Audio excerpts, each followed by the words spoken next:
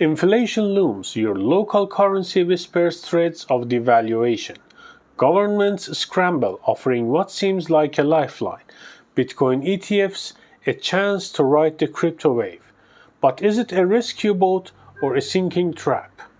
Don't get honeypotted. Imagine a future where governments offer seemingly attractive investment options in Bitcoin, but with a twist. You don't actually own the Bitcoin itself. These spot Bitcoin ETFs are more like promises to deliver Bitcoin.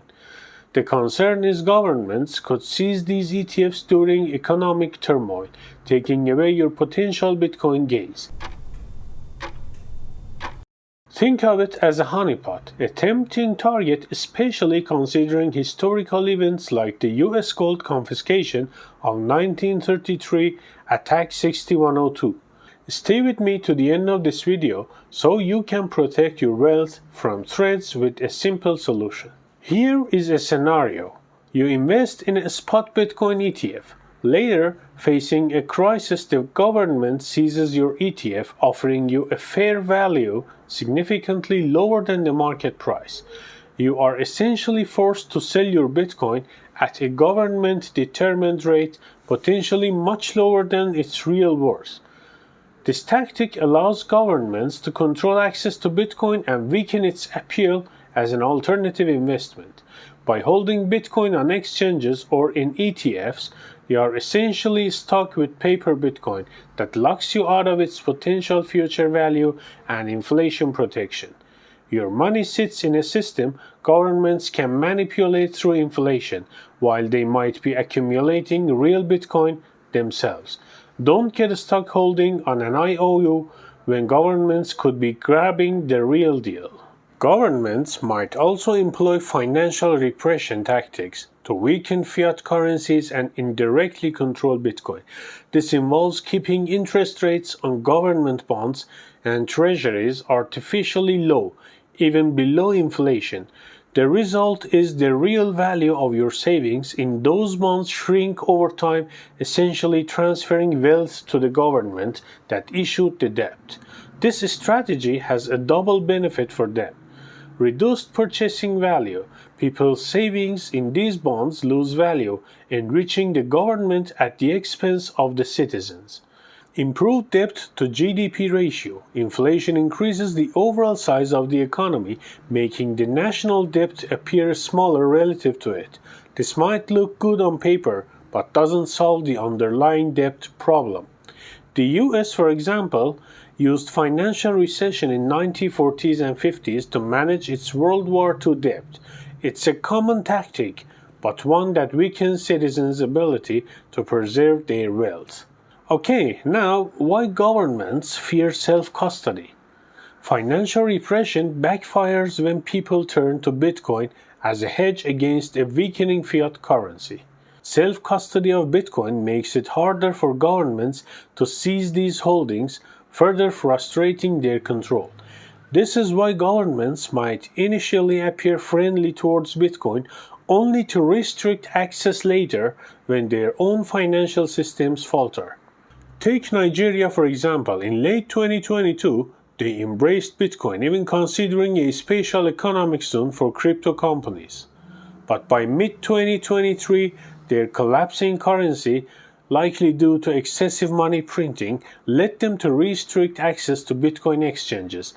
This highlights a potential risk. Governments might initially appear supportive, only to restrict access later when their own financial systems falter. Facing a plummeting naira, the Nigerian government did the opposite of addressing the root cause, which was excessive money printing. Instead, they took a desperate step, blocking access to major Bitcoin exchanges. This action highlights a concerning trend. Officials blame Bitcoin and crypto for their woes, deflecting blame and scapegoating the very solution their citizens were seeking. Despite some claims that Bitcoin is too complex, Nigeria presents a compelling counterpoint. With an average of only 7 years of schooling, the population is actively embracing Bitcoin. This surge in adoption is fueled by a collapsing local currency, highlighting a crucial point. Necessity can be a powerful teacher. However, the Nigerian government's reaction has been restrictive. After attempting to shut down exchanges, they are now considering a ban on peer-to-peer Bitcoin transactions. This dramatic shift from wanting a special Bitcoin economic zone to a potential complete ban underscores the growing tension some governments feel towards Bitcoin, especially when faced with economic turmoil. The reality is you cannot ban the P2P exchange of anything, whether it's guns, drugs, or Bitcoin or anything else that people want. For something purely digital like Bitcoin, the challenge intensifies. Governments might resort to extreme measures like jailing individuals, but complete eradication of P2P exchange is unlikely. However, it's important to acknowledge that such actions can create a cat-and-mouse game, potentially driving Bitcoin use underground and making it more difficult for everyday people to access it safely. This is a concern as P2P exchange without proper security measures can be risky. While the US dollar may not be in as dire straits as Nigerian naira, history suggests all fiat currencies eventually hyperinflate. Some fear governments might attempt to scapegoat Bitcoin for inflation, similar to what happened in Nigeria. This tactic diverts attention from their own excessive money printing, the true culprit. So don't be left holding the bag. Owning Bitcoin on exchanges or ETFs isn't enough. Taking control through self-custody empowers you to avoid potential limitations and government restrictions. You gain the freedom to sell on peer-to-peer marketplace or transfer your Bitcoin as needed. Remember, not your keys, not your coins. Taking control of your Bitcoin today protects your access in the face of potential future limitations. Let's consider a possible situation.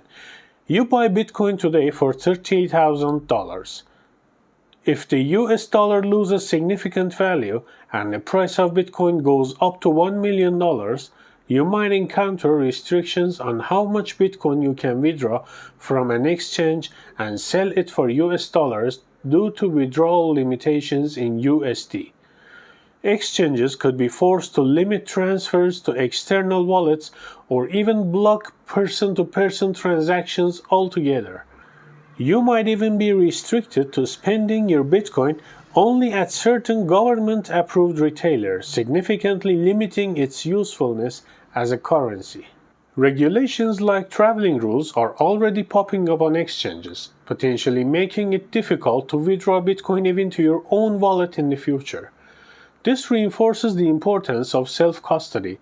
Don't wait until it's too late. Take control of your financial future and secure your Bitcoin today with a hardware wallet that empowers you to avoid potential withdrawal restrictions and ensures access to your investments in the face of tightening regulations and even use it on a peer-to-peer market.